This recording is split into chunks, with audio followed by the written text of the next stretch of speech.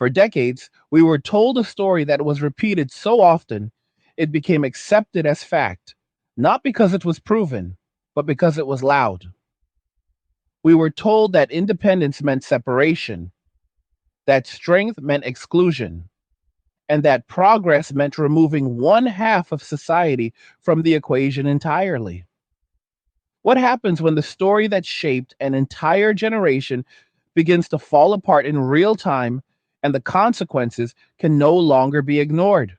What happens when the people who said they did not need help suddenly discover that systems do not care about slogans and reality does not negotiate with ideology?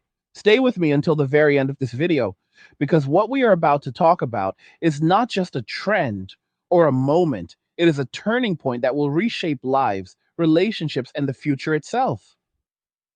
Before we go any further, make sure you like this video, share it with people who need to hear it, subscribe to the channel, and click the notification bell and select all so you get every single Angry Guy video the moment we release it.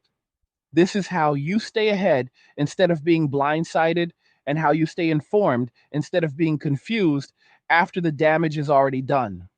I also want to remind you to check out Angry's Crypto Academy, which is linked in the description of this video. If you want to learn how to protect and safeguard your assets and grow your wealth, and if you want to understand how to buy, sell, and trade crypto responsibly and strategically, the Academy is there for you. Go check it out now, because the people who prepare early are the ones who survive comfortably later. And if you're enjoying these Angry Guy videos and you want to show support, you can do that by buying me a Red Bull using the link in the description. It helps keep the lights on, the research flowing, and the content coming consistently. Now, let us talk about what is actually happening, not what people wish was happening, not what they were promised would happen, but what is unfolding right now in front of everyone who is willing to look. Across social media, there is a growing number of videos being posted by women warning other women about layoffs that are disproportionately affecting them. These are not fringe voices or anonymous accounts chasing attention.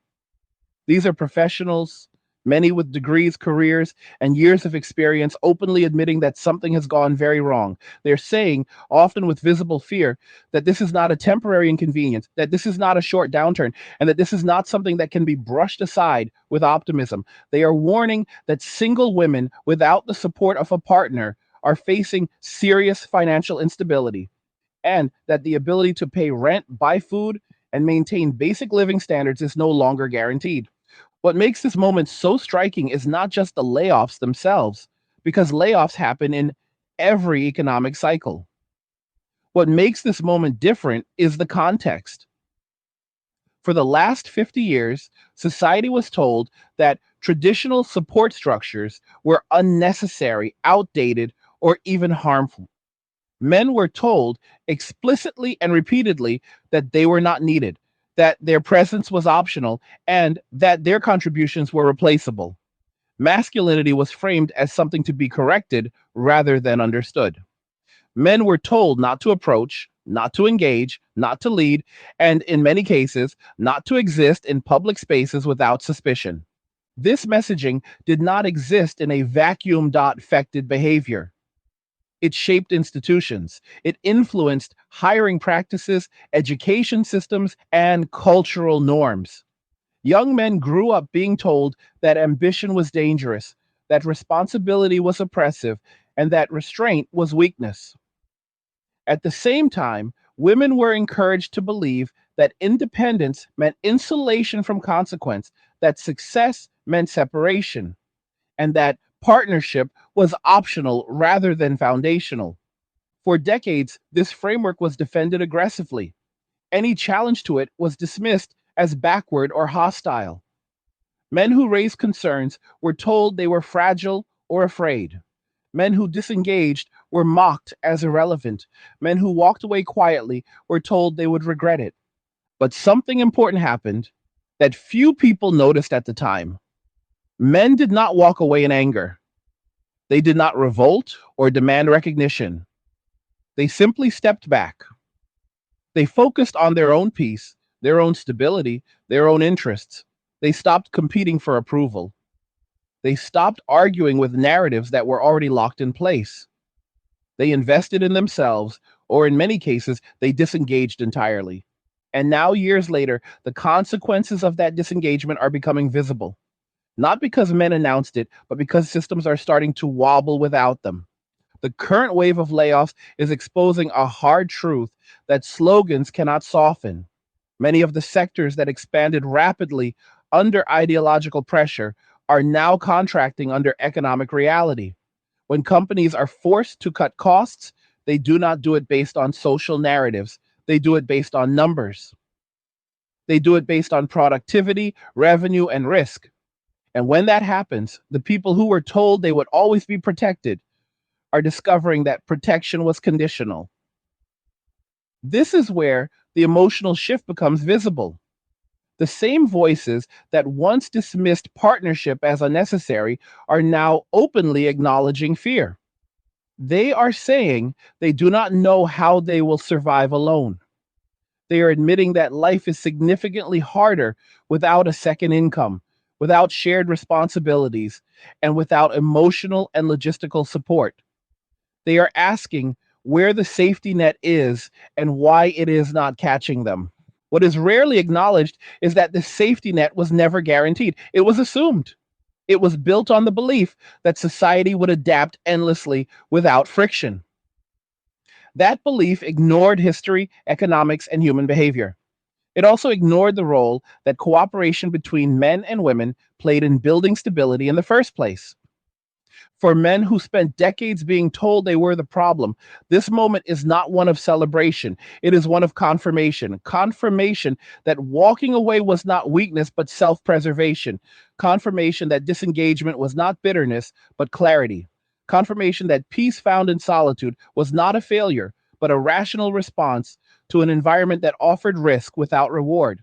Now, as economic pressure increases, there is a growing expectation that men should step back in, offer support, and restore balance. But this expectation ignores a fundamental reality. You cannot spend decades telling a group of people they are unnecessary and then be shocked when they stop volunteering. The men who walked away did not do so with hostility. They did not sabotage systems. They simply opted out. They redirected their energy into personal stability, hobbies, quiet lives, and in some cases, alternative communities. They found peace without validation. And peace, once found, is not easily surrendered. This is why the current pleas feel disconnected. They are framed as emergencies, but they are the result of long term choices. They are framed as sudden crises, but they are the predictable outcome of cultural shifts that prioritized ideology over interdependence. And it is important to say this clearly and professionally. No one deserves hardship. No one benefits from instability, but responsibility does not disappear because consequences are uncomfortable. The systems that encourage separation did not build replacements for the structures they dismantled. They assumed resilience without redundancy. As layoffs accelerate and costs rise, single income households face pressure that dual income households absorb more easily. Shared living arrangements provide buffers that isolated individuals lack. This is not a moral argument, it is a practical one. Economics does not care about narratives, it responds to math. The uncomfortable truth is that many people were encouraged to build lives that function only under ideal conditions. When those conditions disappear, the structure collapses. This is what we are seeing now. The fear expressed in these videos is not just about money, it is about the realization that independence without cooperation is fragile. At the same time, men are being told they should feel obligated to return, that they should rescue, rebuild, or re engage for the greater good. But obligation requires reciprocity, and reciprocity requires respect. You cannot manufacture either on demand. Men are not coming back to roles that offer responsibility without authority, risk without reward, and contribution without appreciation. They already learned that lesson. They already adapted. And adaptation, once complete, is not reversed by guilt. This does not mean society cannot stabilize. It does not mean cooperation is impossible. It means that future cooperation will look different. It will be negotiated rather than assumed. It will be mutual rather than one sided. Hey guys, in a world pushing you to own nothing and be happy, crypto is your key to survival. Join Angry's Crypto Academy to master buying, selling, and trading crypto. Make huge profits and safeguard your wealth. Plus, discover the one crypto virtually no one is talking about, poised to create new millionaires in the upcoming bull run. The link is in the description of the video below. Go check it out now. It will be based on shared goals rather than imposed expectations. For women facing hardship now, the path forward is not blame. It is adjustment. It is skill development, financial literacy, community building, and realistic planning. It is accepting that no system can replace personal preparedness. It is recognizing that slogans do not pay rent. For men watching this unfold, the lesson is not resentment, it is reinforcement. Reinforcement of the importance of boundaries, self respect, and intentional engagement. It is proof that walking away from unhealthy dynamics was not abandonment, but alignment. What we are witnessing is not the collapse of society, but the end of a narrative that promised freedom without cost. The cost is now visible, and the people most affected are the ones who were told cost would never apply to them. As this continues, the conversation will intensify. There will be calls for unity, responsibility, and shared burden. Those conversations will only succeed if they acknowledge the past honestly, not to punish, but to understand. Because the truth is simple. Stability is built through cooperation. Cooperation requires trust. Trust requires respect. And respect cannot exist where one side is consistently dismissed. This moment is not about who wins or loses. It is about what works and what does not. And what does not work is pretending that human interdependence can be erased without consequence.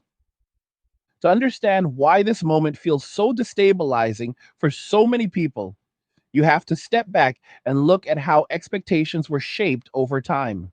Entire generations were raised to believe that systems would always bend in their favor, that safety nets were permanent fixtures rather than temporary supports, and that personal risk could be outsourced indefinitely. This belief did not come from nowhere. It was reinforced by media, education, and corporate messaging that framed progress as something automatic rather than earned. The idea that stability could exist without cooperation became normalized, even celebrated, until the economic environment shifted and exposed how thin that assumption really was. For many women now speaking out online, the shock is not just financial, it is psychological.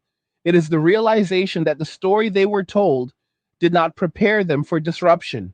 They did everything they were encouraged to do. They pursued independence and focused on careers, delayed or avoided partnership, and trusted that institutions would remain reliable. When layoffs began rolling through industries that once felt insulated, that trust cracked. When savings dwindled and costs climbed, the gap between expectation and reality widened. What is rarely discussed is how men responded to similar pressures years earlier. When industries that traditionally employed men contracted, there was little sympathy. Men were told to adapt, retrain, or accept decline. There were no viral campaigns highlighting their fear. There were no widespread calls for systemic protection. Men learned quickly that stability was personal responsibility, not a collective promise. They adjusted accordingly, often in silence. This difference in response is not about fairness, it is about conditioning. When one group is taught to expect rescue and another is taught to expect resilience, their reactions to crisis will diverge sharply. The current emotional intensity online reflects that divergence. One side is experiencing shock, The other is experiencing recognition. It is important to understand that recognition does not mean indifference. Most men are not celebrating hardship. They are observing it through a lens shaped by years of being told that their struggles were either irrelevant or self inflicted. That perspective does not disappear overnight. It hardens. As the economic landscape becomes more unstable, the conversation is shifting from empowerment to survival. Words like fulfillment and self expression are being replaced by rent, groceries, and insurance. This shift reveals something uncomfortable but necessary. Independence without infrastructure is vulnerability. And infrastructure is built through cooperation, not slogans. The problem is that cooperation was framed as optional, even undesirable, for so long that many people forgot how it works. Cooperation is not one side providing while the other consumes. It is not one side sacrificing while the other benefits. It is mutual investment. It requires compromise, appreciation, and accountability. For years, men were told that their traditional contributions were obsolete. Providing was framed as control, protecting was framed as dominance, leading was framed as oppression. In response, many men disengaged from those roles entirely. They stopped offering what was no longer wanted. They stopped competing in spaces where the rules were unclear and the penalties severe. Now, though as economic pressure exposes the value of those contributions, there is an unspoken expectation that they should be resumed without discussion. But roles that are discarded do not remain on standby, they dissolve. And rebuilding them requires more than urgency, it requires trust. Trust cannot be rebuilt through guilt or crisis. It is rebuilt through consistent respect and reciprocity. That process takes time. It also requires acknowledging mistakes without defensiveness. This is where the conversation often stalls because accountability is uncomfortable. Many of the videos circulating now express fear, but they also express confusion. There is a sense of disbelief that things could deteriorate this quickly. That disbelief comes from overestimating the stability of systems that were never designed to carry unlimited load. When economic conditions tighten, efficiency replaces ideology, companies reduce headcount, governments cut budgets, markets recalibrate. These are mechanical processes, not moral ones. For individuals caught in the middle, adaptation becomes the only viable strategy. This means reevaluating assumptions about career paths, income sources, and living arrangements. It means developing practical skills rather than relying solely on credentials. It means recognizing that community is not optional when isolation becomes expensive. Men who stepped away from traditional relationship structures did so because the cost outweighed the benefit. They found that solitude offered predictability, peace, and autonomy. For many, that trade was worth it. Re entering a system that previously penalized them would require clear evidence that the terms have changed. This is why the idea that men will simply return to save the situation misunderstands human behavior. People do not willingly re enter environments that previously harmed them without guarantees of change. Nostalgia does not override self preservation. At the same time, women facing hardship must navigate a reality that does not pause for reflection. Bills do not wait for cultural reconciliation. Food prices do not care about social narratives. Survival demands action. The most productive path forward is not longing for the past or demanding rescue, it is recalibration. It is acknowledging that the world operates on incentives and constraints, not intentions. It is building resilience through diversification of income, realistic budgeting, and cooperative living where possible. This moment also challenges the assumption that equality means sameness. Men and women experience economic stress differently because they often make different life choices based on different social incentives. Recognizing those differences is not regression, it is realism. One of the most damaging ideas promoted over the last several decades was that dependence was inherently negative. In reality, interdependence is how societies function. Complete independence is an abstraction. Every individual relies on systems, labor, and relationships they did not create alone. Pretending otherwise only delays reckoning. As more people confront this reckoning, there will be attempts to rewrite history. Some will claim no one ever said men were unnecessary. Others will argue that the messaging was misunderstood. These arguments avoid responsibility by reframing rather than reflecting. The record is clear. Men were discouraged from engaging, masculinity was pathologized, traditional partnership roles were devalued. The result was predictable disengagement. Predictable disengagement produces predictable gaps. Those gaps are now visible in housing affordability, family formation rates, and mental health statistics. They are visible in declining birth rates and increasing loneliness. They are visible in the anxiety expressed by people who believed they were insulated from such outcomes. The lesson here is not that one group should dominate another. It is that dismissing half the population as unnecessary has consequences. Those consequences do not arrive immediately, they accumulate quietly, then surface abruptly when conditions change. Men who walked away did not burn bridges, they simply stopped crossing them. If bridges are to be rebuilt, it will require more than emergency appeals. It will require reestablishing mutual respect as a baseline, not a concession. For many men, the appeal of solitude is not bitterness, it is clarity. It is knowing exactly what is expected and what is not. It is freedom from unpredictable demands and unacknowledged labor. Any future cooperation must offer comparable clarity. For women navigating the shift, there is an opportunity hidden within the discomfort. It is the opportunity to reassess what independence truly means. Independence is not isolation, it is competence, it is preparation. It is the ability to engage in partnerships from a position of strength rather than necessity. This reframing changes the conversation. Instead of asking who will save whom, it asks how people can build systems that do not collapse when one variable changes.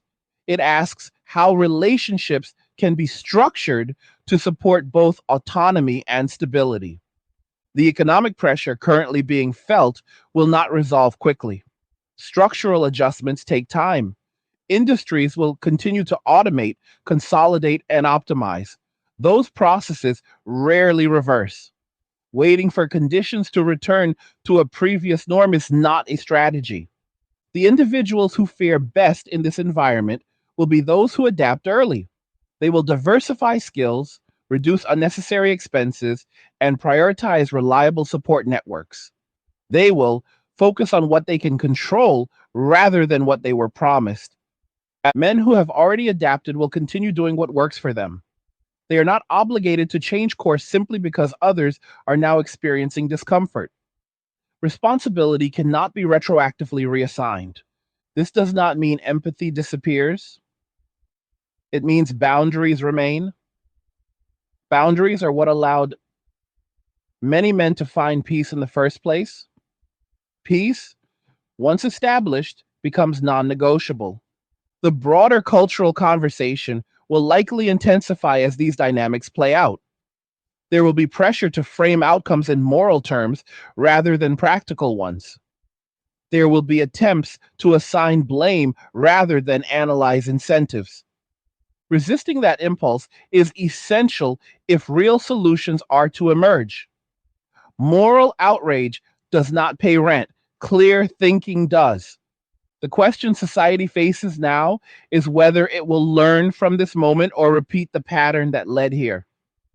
Will it acknowledge that cooperation requires mutual respect, or will it double down on narratives that ignore economic reality? For individuals watching this unfold, the takeaway is simple: prepare, adapt, build resilience. Do not rely on systems that have already shown their limits. For men who walked away, This moment validates the choice to prioritize peace and self respect.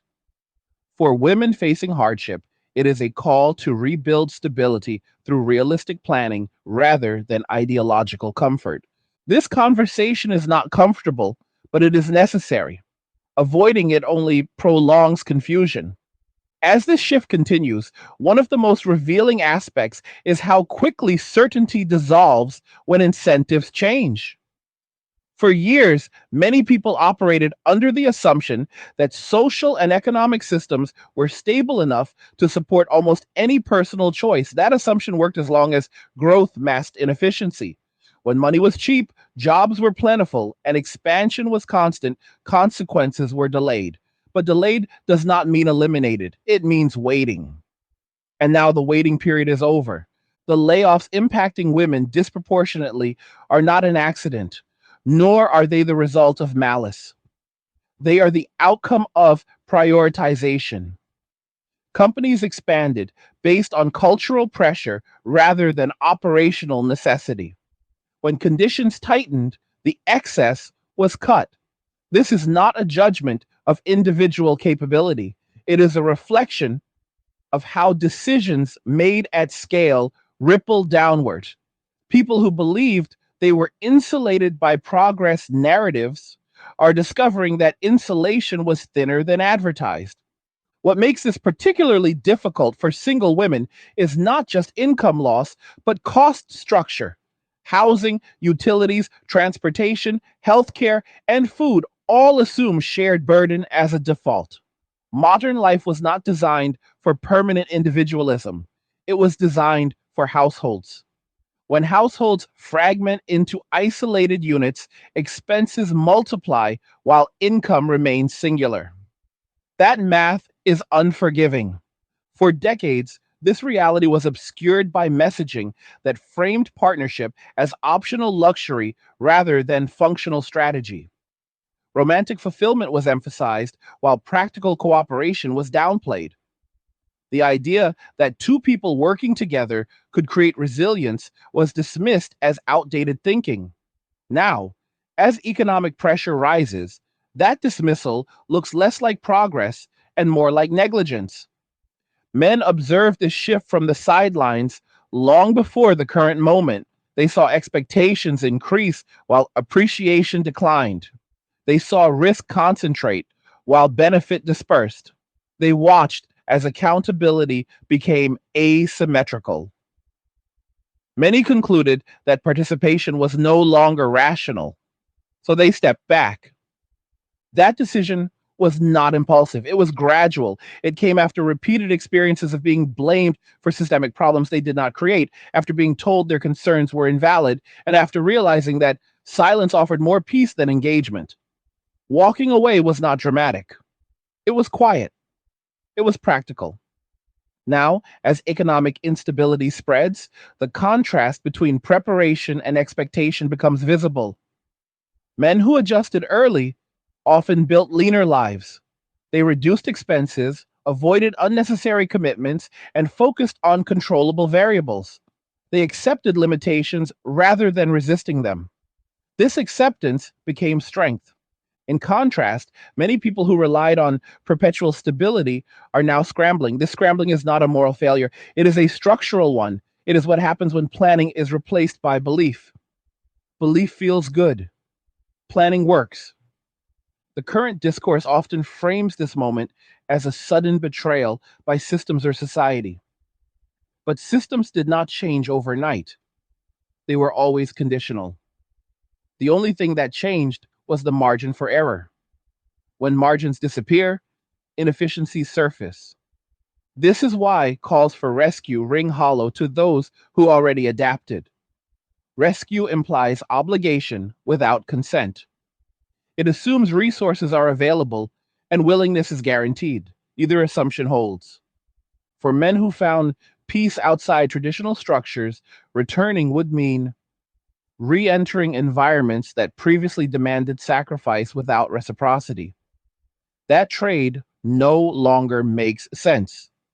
Peace is not easily relinquished once experienced. This reality forces a difficult but necessary question. If men are not returning, what comes next? The answer is not despair, it is adjustment. Women facing economic hardship must develop strategies that do not rely on external salvation. This includes reassessing career resilience, exploring alternative income streams, and building cooperative networks that distribute cost and responsibility. It also includes reevaluating narratives that discouraged interdependence in the first place. There is a difference between needing someone and choosing someone. Needing creates imbalance. Choosing creates partnership. Future stability depends on shifting from the former to the latter. This shift requires humility. It requires acknowledging that some advice given over the last several decades was incomplete. It requires admitting that independence without support systems is fragile. These admissions are uncomfortable, but they are also liberating. They open the door to realistic solutions. Men, for their part, are not immune to future pressure. Economic instability affects everyone. The difference is that many men already adjusted their expectations. They do not expect rescue. They do not expect fairness. They expect volatility. That expectation shapes behavior. As volatility increases, communities will either fragment further or reorganize around practical cooperation. Ideological purity will lose relevance as survival takes precedence. People will seek arrangements that work, regardless of whether they align with previous beliefs. This reorganization will not look like a return to the past. It will look like something new, shaped by lessons learned the hard way. Traditional roles may reemerge in modified forms, not because of nostalgia, but because they solve problems.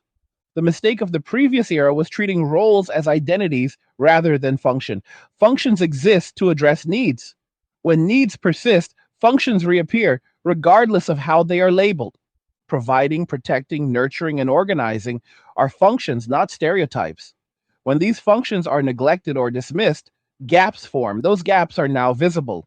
The question is, who will fill them and under what terms? Men will not fill them unconditionally. Women cannot fill them alone indefinitely. Cooperation becomes inevitable, but its shape is still undecided. This uncertainty creates anxiety, but it also creates opportunity. Societies adapt by trial and error. The current discomfort is part of that process. One of the most important lessons emerging from this moment is that cultural narratives cannot override economic fundamentals. You cannot talk your way out of scarcity. You cannot rebrand instability into security. At some point, resources must balance. People who recognize this early gain advantage. They make pragmatic choices. They reduce exposure to risk. They invest in skills that remain valuable under pressure. For women currently facing layoffs, this may mean pivoting away from oversaturated fields into roles that provide tangible value. It may mean prioritizing stability over prestige. It may mean reevaluating geographic location or lifestyle expectations. For men observing this shift, the lesson is not to gloat or withdraw further. It is to remain discerning. Engagement should be intentional, not reactive. Cooperation should be mutual, not assumed. As the conversation continues online, there will be increasing tension between those who want accountability and those who want relief. These impulses are not mutually exclusive, but they often collide. Navigating that collision requires restraint. Blame offers emotional release, but no solution. Responsibility offers solutions, but demands effort. The latter is harder, but it works. This is why the men who walked away are unlikely to be persuaded by emotional appeals alone. They already endured years of emotional pressure. They responded by opting out. Any re engagement must offer structural change, not sentiment. Structural change begins with acknowledging reality without defensiveness. It means accepting that some choices led here. It means understanding that no group is exempt from consequence. This understanding does not erase compassion, it contextualizes it. Compassion without realism becomes enablement. Realism without compassion becomes cruelty. Balance is required. As we move deeper into this economic adjustment, more people will face similar reckonings. The initial shock will give way to adaptation. New norms will form. Those who adapt quickly will stabilize. Those who cling to outdated narratives will struggle longer. This pattern repeats throughout history.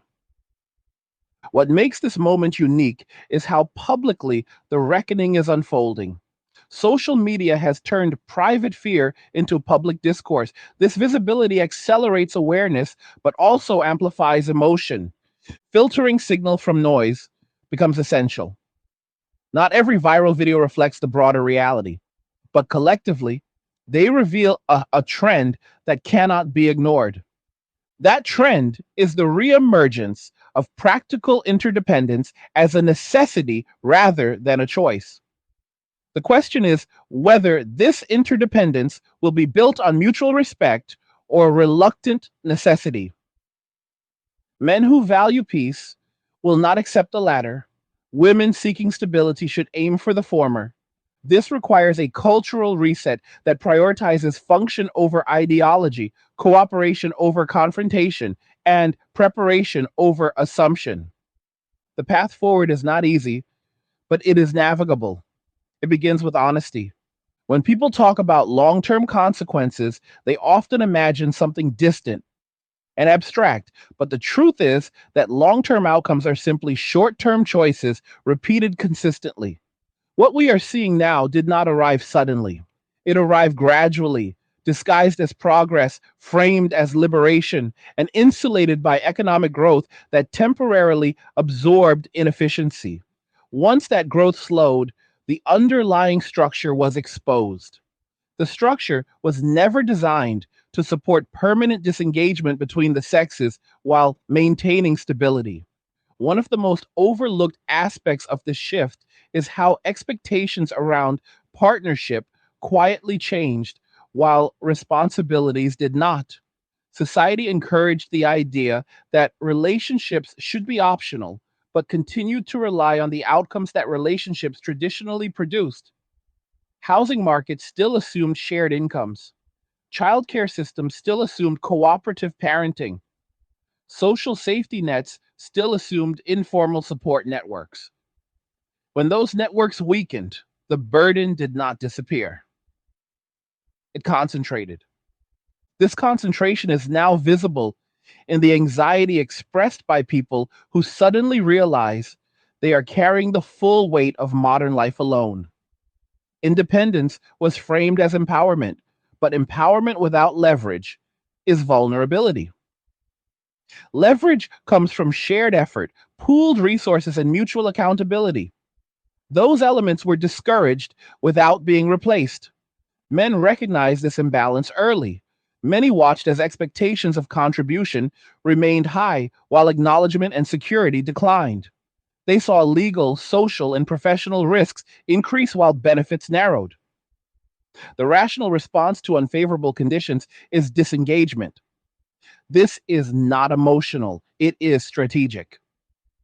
As men disengaged, they were often accused of being passive or unmotivated. In reality, they were recalibrating. They were adjusting their exposure to risk. They were choosing environments where effort correlated with reward.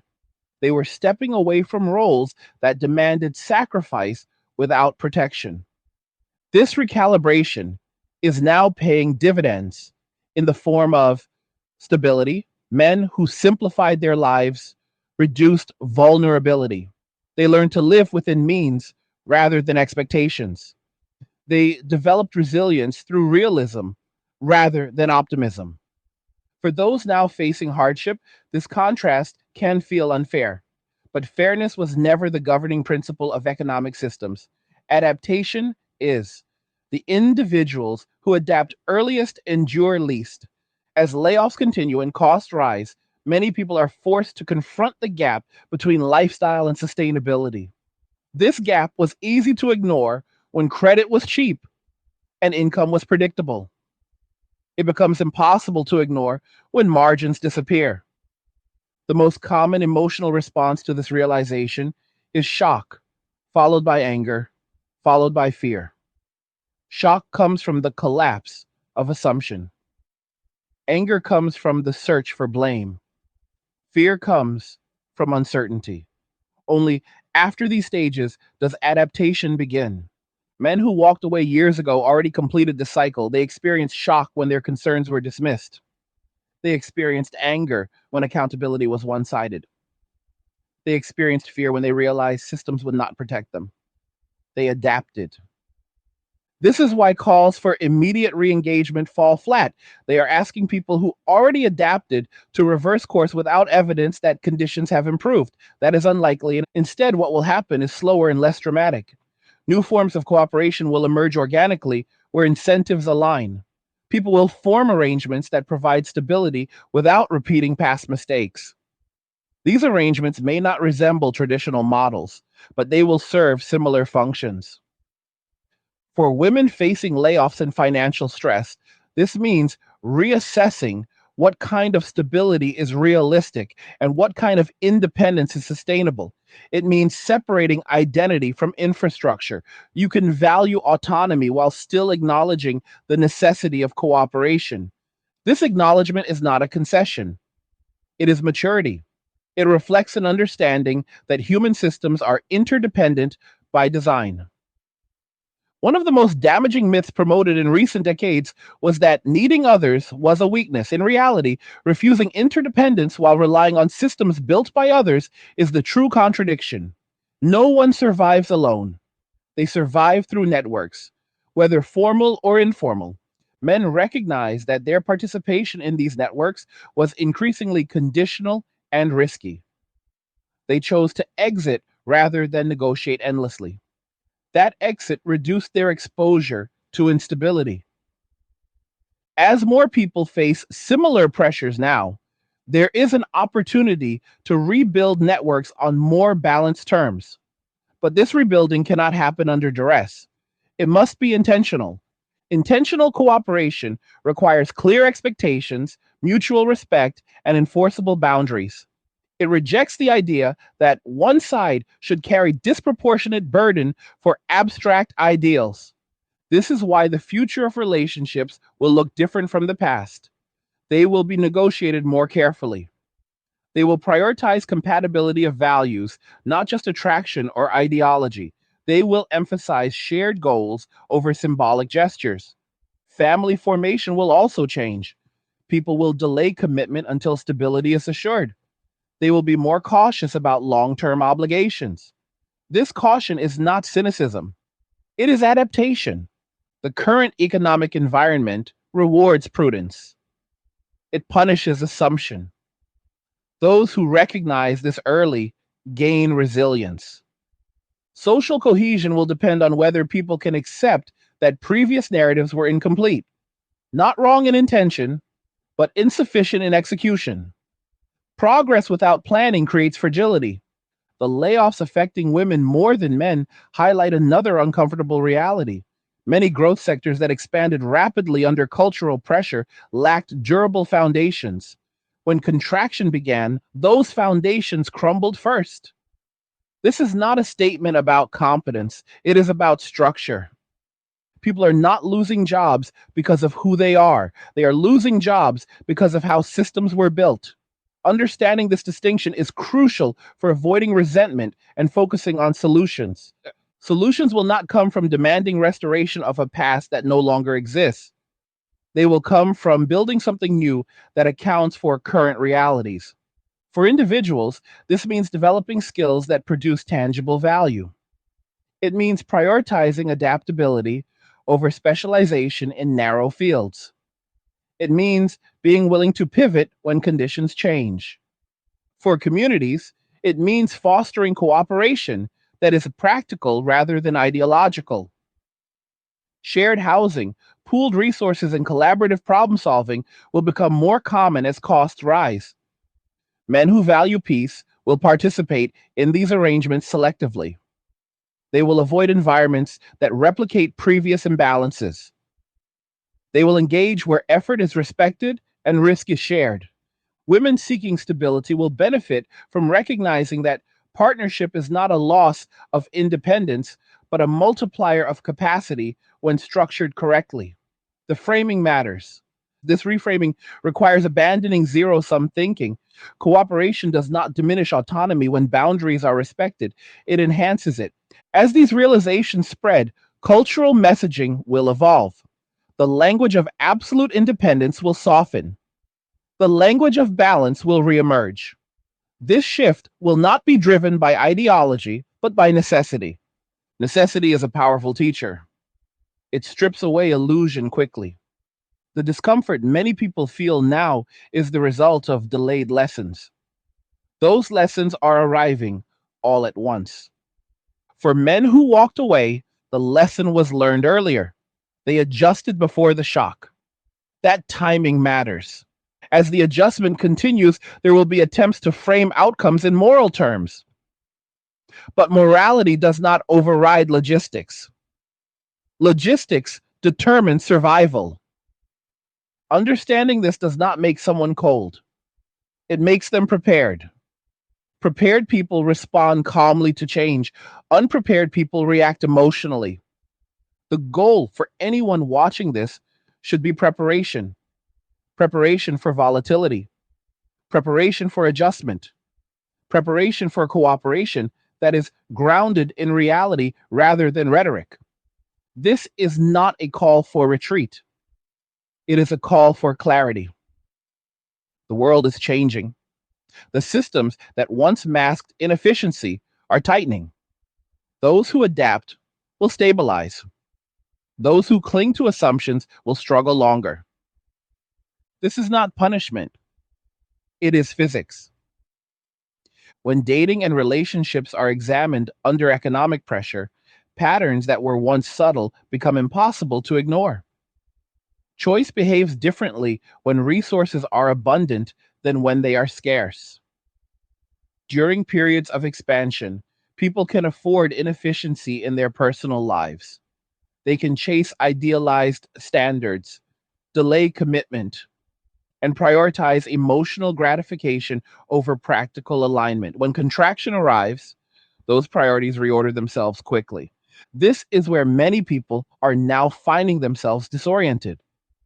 The rules they internalized during years of relative comfort no longer apply. The freedom to be selective without consequence diminishes when stability becomes uncertain.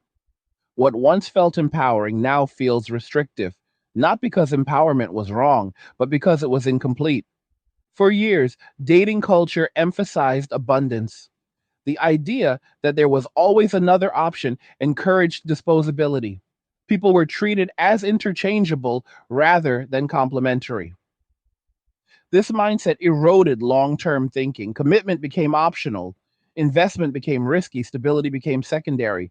Men responded to this environment by disengaging.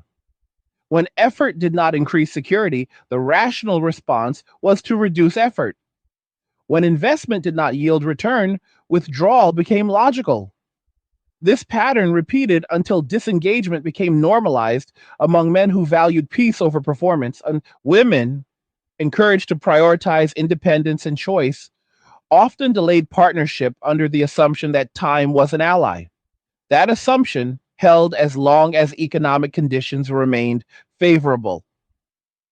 As conditions change, time reveals itself as a variable that cannot be negotiated with.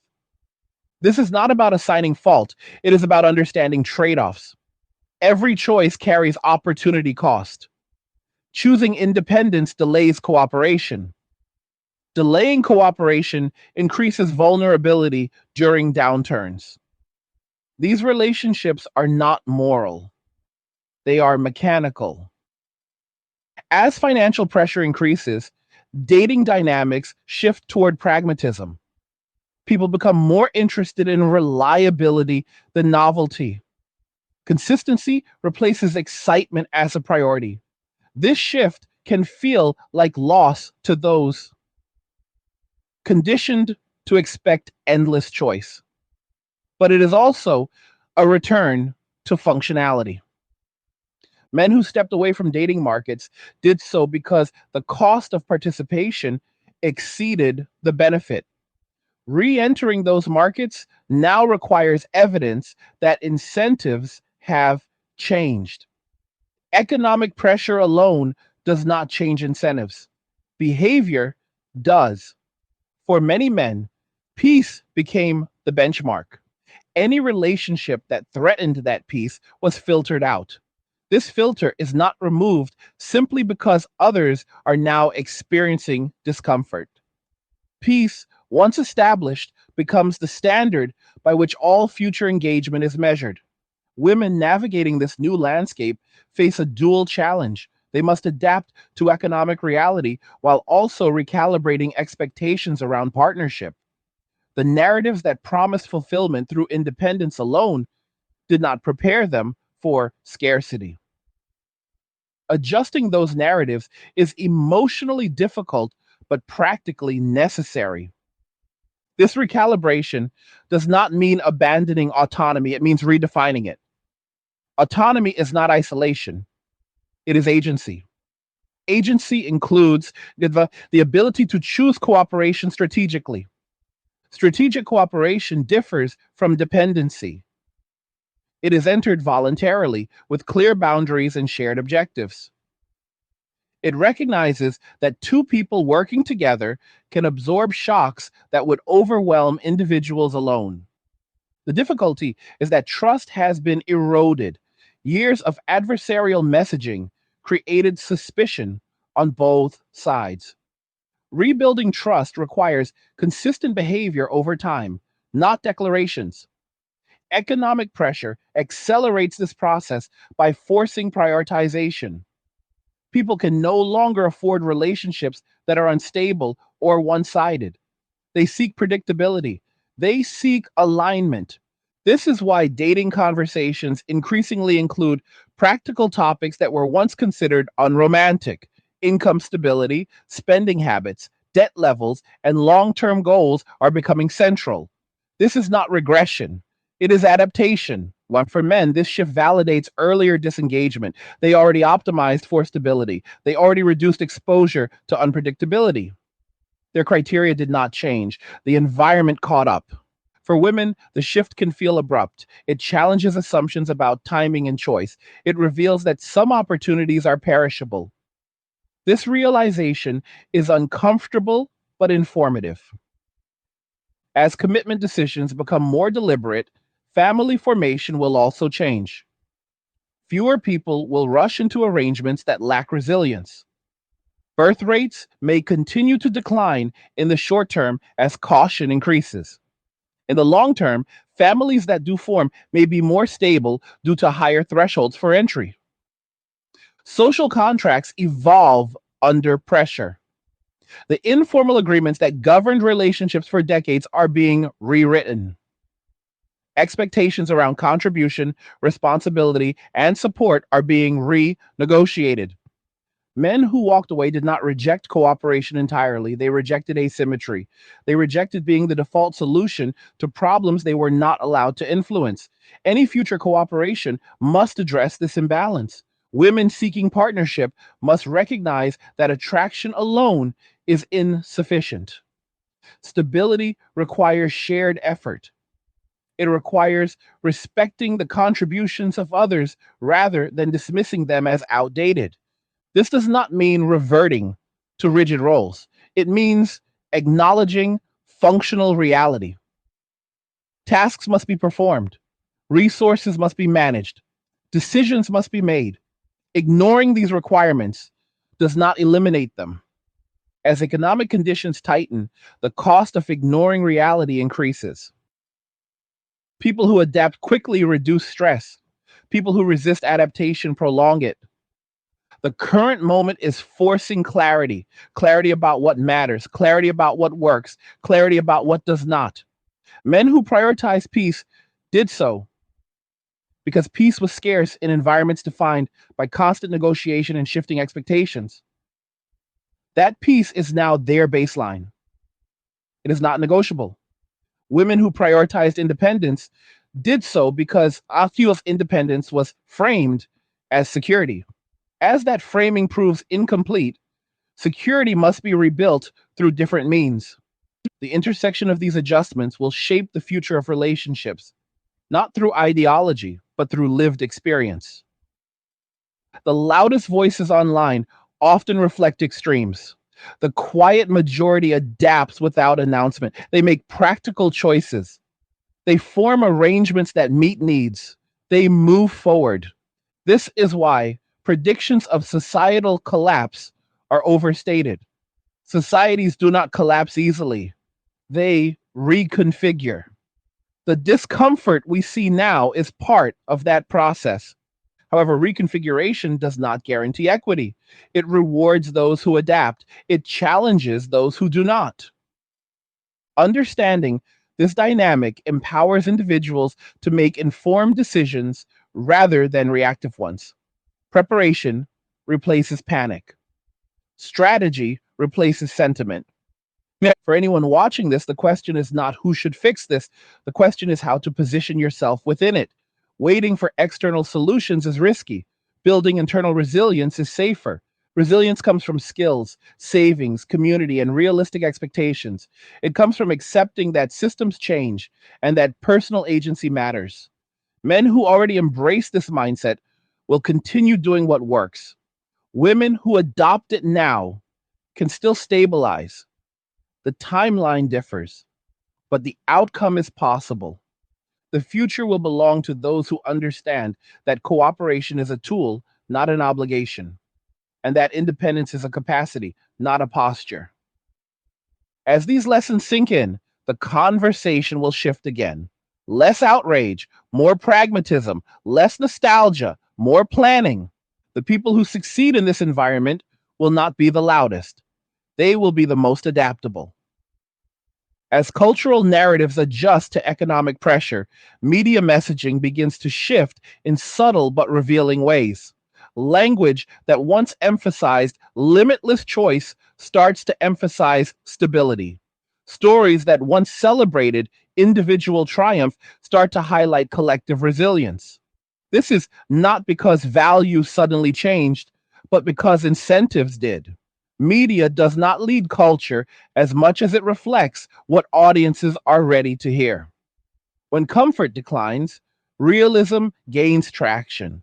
For years, cultural messaging leaned heavily on abstraction. Words like empowerment, fulfillment, and self expression were treated as endpoints rather than processes. The practical steps required to sustain those ideals were rarely discussed. This omission mattered. When ideals are separated from infrastructure, disappointment becomes inevitable. Men watch the separation grow wider over time. They noticed that expectations placed on them remained concrete while expectations placed on systems became abstract. Men were still expected to provide stability, but stability itself was reframed as unnecessary. This contradiction made participation feel irrational. Stepping away became a form of self correction. Women, encouraged to trust in institutional support and personal independence, often built lives optimized for opportunity rather than redundancy. Redundancy is not glamorous, but it is what protects against disruption. When redundancy is removed, systems operate efficiently only under ideal conditions. Ideal conditions rarely last. The current anxiety expressed online is not just about lost income, it is about lost certainty. Certainty is a psychological resource. When it disappears, stress multiplies. People begin to question past decisions, not because they were foolish, but because circumstances changed. This questioning phase is uncomfortable, but it is also necessary. It forces reassessment, it exposes gaps, it creates the conditions for learning. Men who already reassessed years ago are less reactive now. They expected volatility, they planned for it. This expectation reduced shock. Reduced shock preserved stability.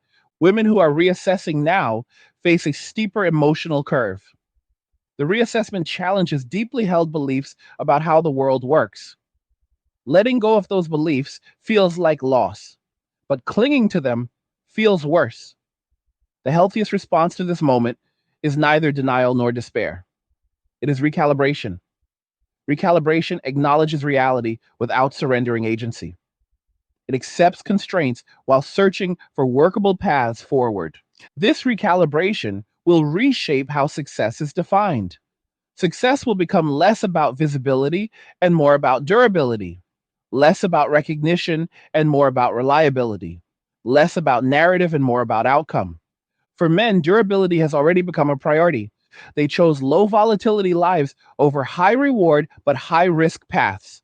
This choice is often misunderstood as disengagement, but it is better understood as optimization. For women, the shift toward durability requires letting go of some assumptions about timing and sequence.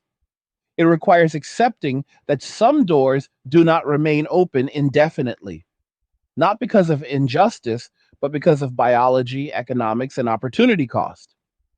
Acknowledging this is not defeatist, it is a strategic. Strategy requires accurate information. As cultural messaging adapts, there will be attempts to soften the transition by reframing expectations gently. Some narratives will emphasize community support, others will emphasize resilience training or financial literacy. These are positive developments, but they arrive late. Late does not mean useless, it means urgent. Individuals who act now can still mitigate long term damage.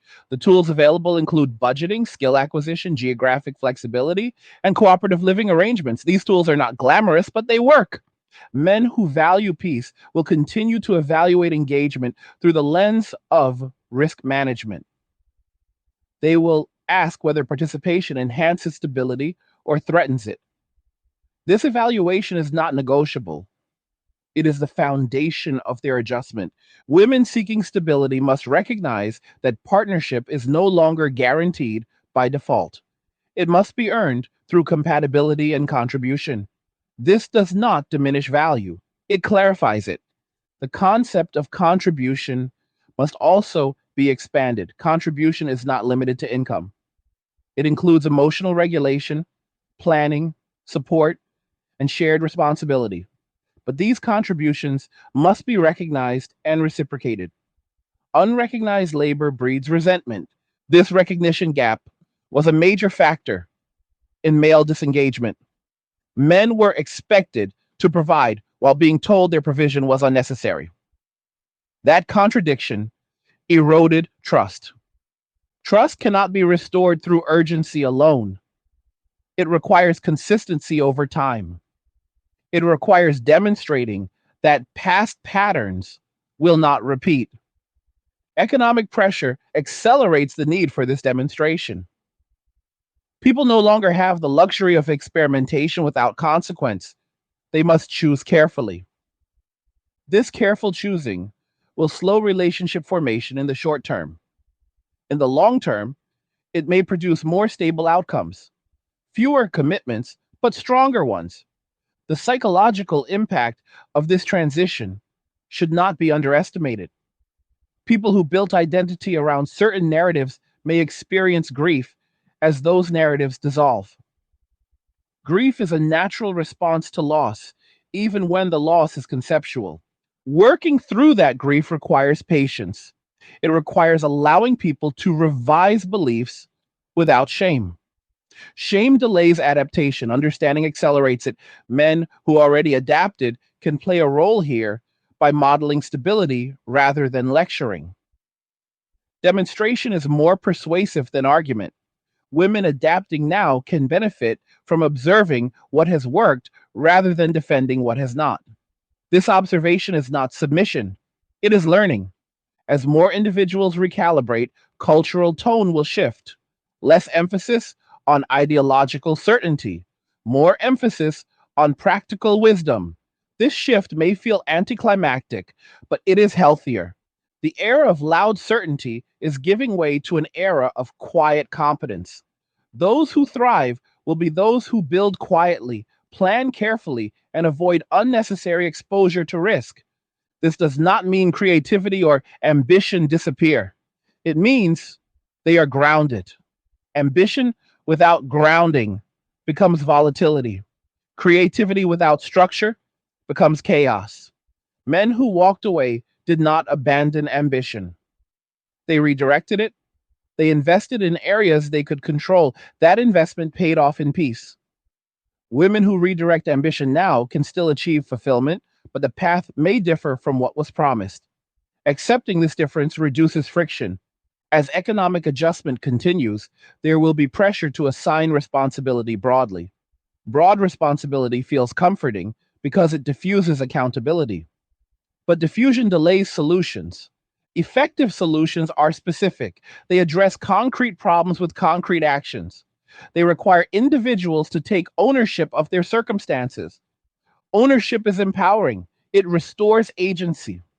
It shifts focus from what should have happened to what can happen next. This mindset shift is the most important adaptation of all. Without it, no amount of external support will produce lasting stability. Men who embraced ownership early avoided prolonged dependency. Women who embrace it now can still build resilience. The timeline matters, but it is not absolute. Adaptation is possible at any stage, though the cost increases with delay. The cultural conversation will continue to evolve as more people adapt. Extremes will lose influence.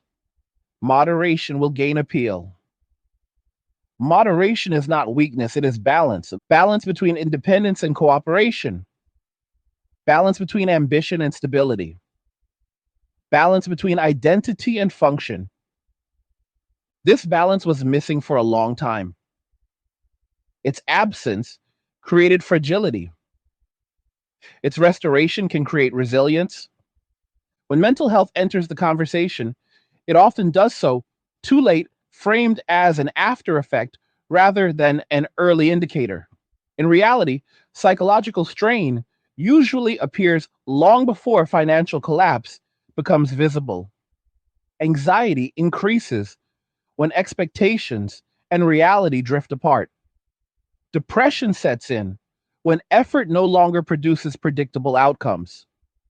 What many people are experiencing now is not simply stress from layoffs or rising costs, but the emotional fallout of realizing that the framework they relied on was incomplete. For years, fulfillment was marketed as something external. Achievement, recognition, and independence were presented as destinations rather than processes. People were told that reaching certain milestones would produce lasting satisfaction. When those milestones failed to deliver stability, confusion followed. Confusion, when prolonged, becomes distress. Men who walked away earlier often did so after recognizing this mismatch. They noticed that chasing validation produced diminishing returns. They observed that peace came not from external affirmation, but from internal alignment.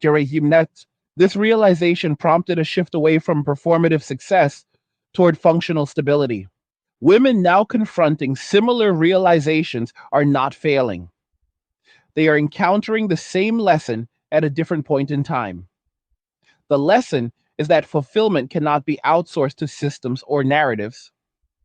It must be built deliberately, with awareness of constraints. Mental health improves when expectations align with reality. It worsens when people are pressured to maintain beliefs and that no longer match lived experience. This is why reframing is essential. Reframing allows individuals to update internal models without self condemnation. The challenge is that reframing requires letting go of certainty. Certainty feels safe, even when it is inaccurate. Uncertainty feels threatening, even when it is honest. Moving from one to the other is emotionally taxing. This emotional cost explains why some people resist adaptation longer than is practical. Resistance delays relief. Acceptance accelerates it. Men who accepted volatility early reduced emotional strain by planning for it. They did not expect fairness. They expected fluctuation. This expectation reduced shock when conditions worsened. Women adapting now must navigate both external pressure and internal recalibration simultaneously. This dual burden is heavy, but it is not insurmountable. It requires prioritizing controllable variables. Controllable variables include spending habits, skill development, health maintenance, and community engagement. Focusing on these areas restores agency, yet agency reduces anxiety. Mental health is not improved by pretending conditions are better than they are. It is improved by developing confidence in one's ability to respond to change. And the confidence is built through competence. Competence comes from practice, not reassurance. This is where cultural messaging often fails. It emphasizes affirmation over preparation. Affirmation feels good temporarily, but preparation produces lasting security. Men who found peace did so by preparing for solitude rather than fearing it. They learned to regulate emotions without external validation.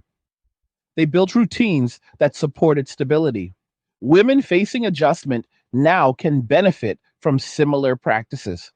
Solitude does not have to mean isolation, it can mean focus, it can mean recalibration. The idea that happiness depends on constant engagement or external approval is being challenged by necessity. People are learning that quiet stability is not emptiness, it is space. This shift in values will redefine success. Success will be measured less by visibility and more by resilience, less by comparison and more by sustainability. For many, this redefinition feels like loss because it contradicts years of messaging.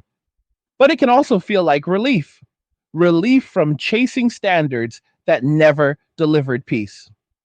Men who stepped away from competitive validation cycles experienced this relief earlier. Women experiencing it now may feel disoriented at first, but clarity often follows, and clarity allows for intentional living. Intentional living reduces regret. Regret is a common theme in periods of transition. People look back and wonder whether different choices would have produced different outcomes. This reflection is natural, but it can become paralyzing if overindulged.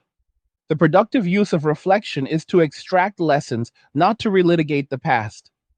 Lessons inform future action. Rumination delays it. Men who disengaged did not spend years debating what should have been. They acted based on what was. This decisiveness preserved momentum. Women adapting now can adopt the same approach, acknowledge what is, identify what works, implement changes incrementally. Incremental change is more sustainable than radical overhaul. It allows for adjustment without burnout. Burnout is another underdiscussed aspect of this transition. People who tried to maintain high output in unstable systems often exhausted themselves. Burnout reduces adaptability. Recovery restores it. Rest is not retreat, it is maintenance. Mental health improves when people allow themselves to rest strategically. This includes reducing exposure to constant negative messaging. Social media amplifies fear. Limiting consumption can improve clarity. Clarity supports better decision making. Better decisions improve outcomes. This feedback loop reinforces stability. As individuals stabilize internally, their external relationships also change. They become more selective. They tolerate less chaos. They value predictability. This selectivity is not cruelty, it is self preservation. Men who already practice this selectivity will not abandon it. Women adopting it now may initially feel guilt, but guilt fades when boundaries prove beneficial. Boundaries are essential for mental health. They protect energy, they clarify expectations, they prevent resentment. Resentment thrives in ambiguity. Clear boundaries reduce ambiguity. As cultural norms shift, there will be greater acceptance of boundary setting. The expectation that everyone must be available, accommodating, and endlessly flexible will erode. Practical limits will be respected more. This respect will not be universal or immediate. It will develop through experience. Experience is a powerful teacher. It replaces theory with evidence. The evidence emerging now is that mental health suffers when people build lives on unstable assumptions. It improves when lives are structured around realistic constraints. This realization will influence everything from career choices to relationship dynamics. People will favor roles that offer predictability over prestige. They will prioritize environments that support well being over those that demand constant performance. Men who already made these choices may appear unambitious to those still operating under old metrics. In reality, they optimize for longevity. Longevity is undervalued in cultures obsessed with growth. Growth without longevity produces burnout. Longevity requires moderation. Moderation is becoming attractive again because excess has revealed its cost. The psychological cost of excess is instability. The psychological benefit of moderation is peace. Peace does not mean stagnation, it means sustainable motion. As more people internalize this, cultural narratives will shift further. The celebration of extremes will fade. Balance will be reframed as strength. This reframing benefits everyone. It reduces pressure. It encourages cooperation. Without coercion, men who value peace will engage where balance exists. Women seeking fulfillment will find it more easily when expectations align with reality. The intersection of mental health and economic adjustment is where lasting change occurs. External shifts force internal recalibration. Internal recalibration enables external adaptation. This process is uncomfortable but transformative. Those who resist it may experience prolonged distress. Those who embrace it can emerge stronger, calmer, and more grounded. But the goal is not to return to a previous normal. That normal no longer exists. The goal is to establish a new equilibrium that reflects current realities. Equilibrium requires honesty, it requires patience, it requires effort. Effort invested now reduces suffering later. When people search for purpose during periods of instability, they often look outward first.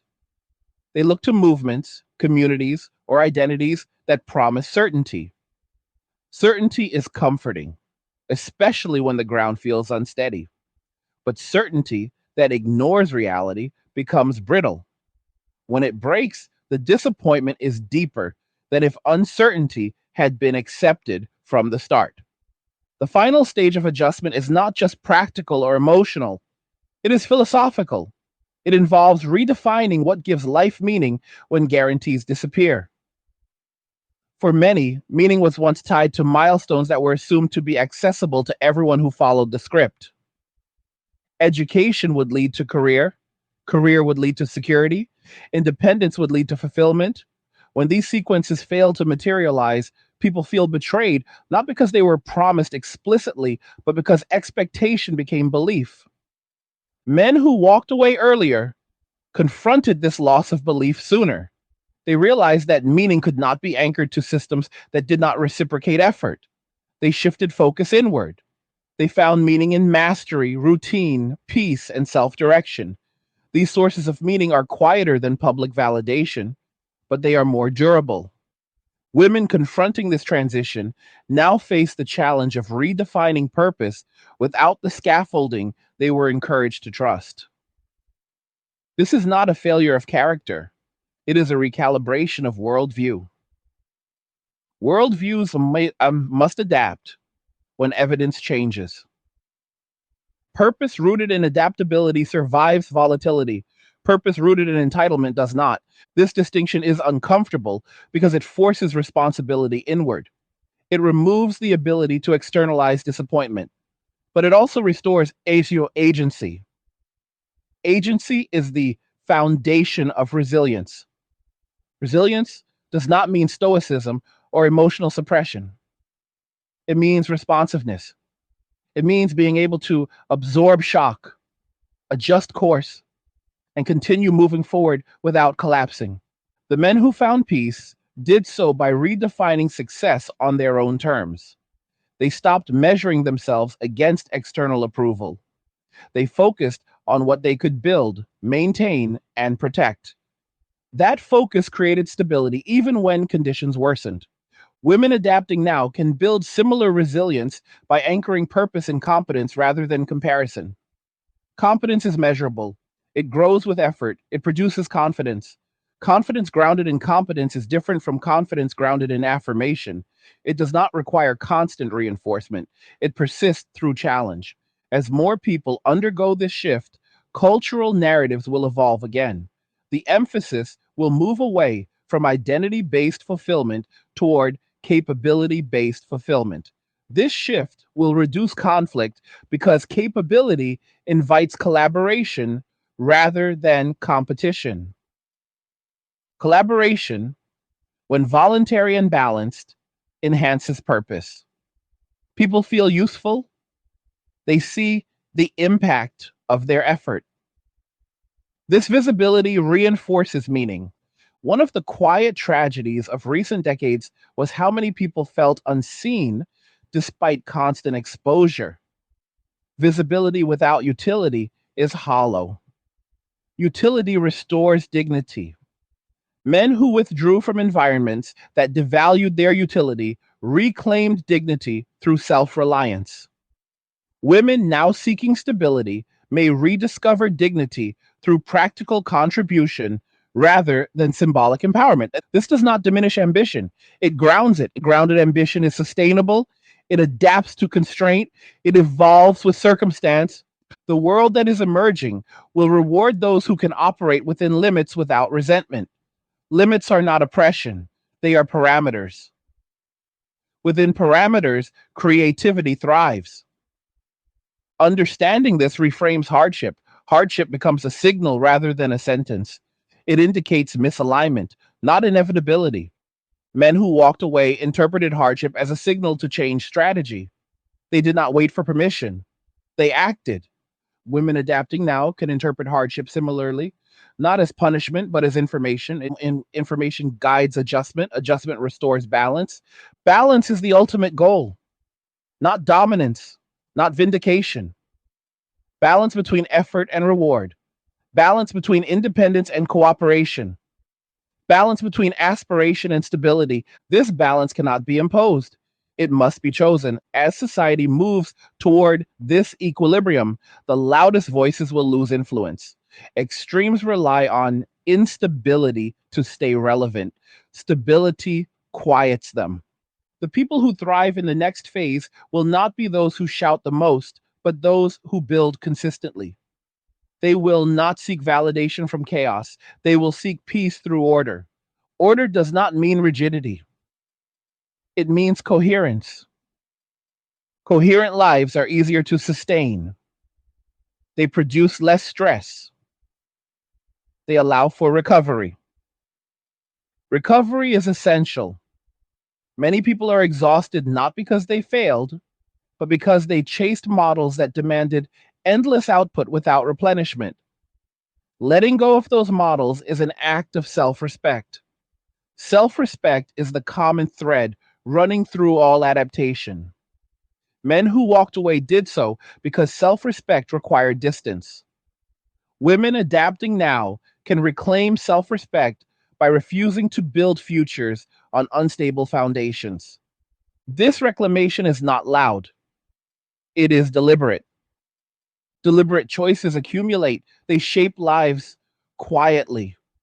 The final lesson of this moment is that no one is coming to restore a previous narrative. The future will be built by individuals making pragmatic decisions in response to reality. Those decisions will define new norms.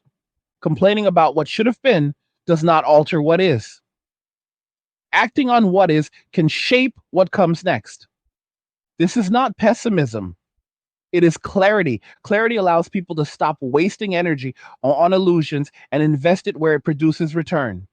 Return on effort matters more now than ever. Resources are finite, time is finite, energy is finite. Men who already optimized for return on effort will continue doing so. Women learning to do so now can still achieve stability, but the learning curve is steeper. Steeper curves are not insurmountable, they simply require focus. Focus reduces noise. Noise amplifies fear. Reducing noise is one of the most practical steps anyone can take right now. Less consumption of panic driven content, more attention to actionable information. Actionable information empowers. Empowerment grounded in reality lasts. As this long transition continues, there will be setbacks. Progress will not be linear. But direction matters more than speed. Direction toward realism, direction toward cooperation without coercion, direction toward purpose grounded in competence. And so those directions converge on a future that is less flashy, but more stable. And stability is underrated until it is threatened. Now that it is threatened, its value is clear. And the men who stepped away were not abandoning society, they were protecting themselves. In doing so, they demonstrated that peace is possible outside dysfunctional systems. Women confronting hardship now are not doomed. They are being asked to adapt in ways that were previously discouraged. Adaptation is difficult, but it is also empowering. The conversation surrounding these changes will continue. Opinions will clash, emotions will flare, but beneath it all, reality will assert itself. Reality always does. The individuals who accept this earliest will suffer least. They will build quietly, they will live deliberately, they will choose peace over performance, and in doing so, they will redefine success for the next generation, not as endless striving, but as sustainable living. And before we end, I want to ask you directly what you think about everything we discussed today. Do you agree with the perspective? Do you see these changes unfolding around you? Leave a comment and share your thoughts because these conversations matter and they shape how people respond. Like the video if you like it. Do not forget to subscribe. And if you like the video, share the video. And just remember that all roads lead to MWA, men walking away, and cheers. Nothing says you care like crypto. Nothing can compare. Nothing says you care like crypto. Oh, nothing can compare to crypto.